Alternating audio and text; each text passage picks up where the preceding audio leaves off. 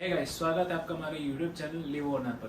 दोस्तों, आज मैं आपके लिए एक बहुत इंपॉर्टेंट टॉपिक लेकर आया हूं, जहां पर हम डिसाइड करते हैं कि हमारा टारगेट क्या होगा किसी भी स्टॉक का या किसी भी क्रिप्टो, बिटकॉइन या जिस भी चीज़ में फॉरेक्स में करते होंगे तो उनके स्टॉक्स का टारगेट कैसे डिसाइड कर सकते हो, इसके बारे में आज हम बात करने वाले हैं। दोस्तों, किसी भी स्टॉक को खरीद लेना ही आसान नहीं है। मतलब आपने खरीद लिया किसी स्टॉक को तो जरूरी नहीं आपका काम हो गया। आपके पास एक एग्जिट प्लानिंग होना बहुत इंपॉर्टेंट है। मतलब अगर आपके पास एक एग्जिट प्लानिंग नहीं है, आपको नहीं पता कि बेसिकली आपको आपका स्टॉक एग्जिट कहाँ पे करना है। आपने खरीद लिया 100 पर, अभी आपको टारगेट का नहीं पता, आपने सोचा चलता है, जहां तक चलेगा लेकर जाएंगे, वहां से हम एग्जिट कर देंगे। और उसके बाद प्राइस गया 110 तक, 112, 15 तक गया और अभी तक आपने एग्जिट नहीं किया है क्योंकि आपके पास प्लान नहीं है। तो आपने ये सोचकर बैठे हुए हो कि मुझे जहां समझ में आएगा कि यहाँ से टर्न होने वाला है मैं बेच दूंगा। वो 115 से अगर 10% भी नीचे आ गया तो कहानी खत्म है। जो आपने बाय किया आपके उसी प्राइस तक के आसपास वो चलाएगा। ठीक है, तो और स्टॉक मार्केट में या क्रिप्टो में इतने वॉलेटाइल होते हैं कि इनके लिए 10% मूव कर लेना कोई बड़ी बात नहीं है। एक छोटी सी न्यूज आ गई तो वो 20% का लोअर सर्किट भी लगा सकता है स्टॉक आपका।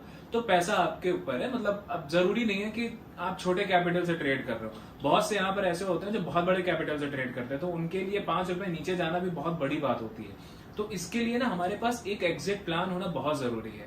मतलब हमें टारगेट कहां पर लगाना है, कहां पर हमें प्रॉफिट लेकर हट जाना है, इसको कंसिडर करना बहुत इंपॉर्टेंट है। तो देखिए, टारगेट लगाने की कुछ बहुत मतलब है तो बहुत सारी चीजें, बट जो बहुत जेन्युइन है मैं उनकी बात कर लेता हूँ।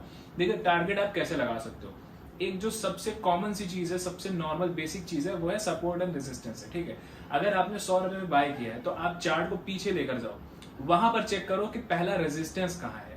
सबसे पहला रेजिस्टेंस कहाँ है। ठीक है, पहला रेजिस्टेंस और सबसे इंपॉर्टेंट रेजिस्टेंस का क्या मतलब है। मतलब ये कि आप चेक करो कि कौन सा ऐसा रेजिस्टेंस है, उसमें कौन सी ऐसी लाइन है जहां जिसको प्राइस ने मैक्सिमम टाइम रिस्पेक्ट दिया है। देखिए, प्राइस अगर किसी लेवल को ज्यादा रिस्पेक्ट दे रहा है, दैट मीन्स कि वो लेवल बहुत स्ट्रांग है।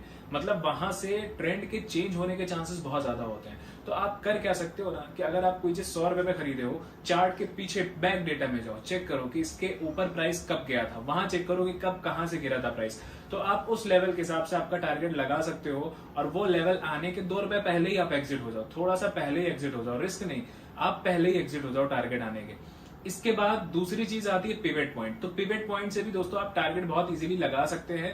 पिवट पॉइंट को आप डेली पर ले जाइए, वीकली पर ले जाइए अगर स्विंग ट्रेड कर रहे हैं तो, और अगर इंट्राडे ट्रेडिंग कर रहे हैं आप तो पिवट पॉइंट आपके लिए बहुत काम आने वाला है। आप उसके हिसाब से भी अपना टारगेट आसानी से निकाल सकते हैं।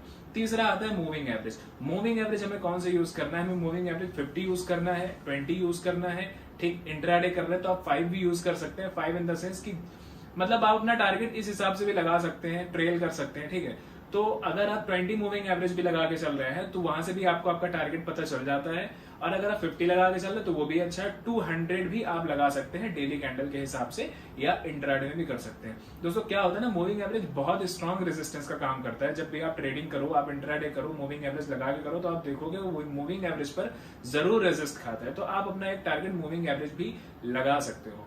दोस्तों, अगर वीडियो पसंद है, आपको समझ में आए जो मैंने बताया, इसको प्रैक्टिस करिए, देखिए कितना सच है, कितना आपके काम आ रहा है। और अगर आपके काम आता है तो वीडियो को जरूर लाइक करिएगा और दोस्तों को शेयर करिएगा और चैनल को सब्सक्राइब करना मत भूलिएगा। मिलते हैं नेक्स्ट वीडियो में, तब तक के लिए थैंक यू।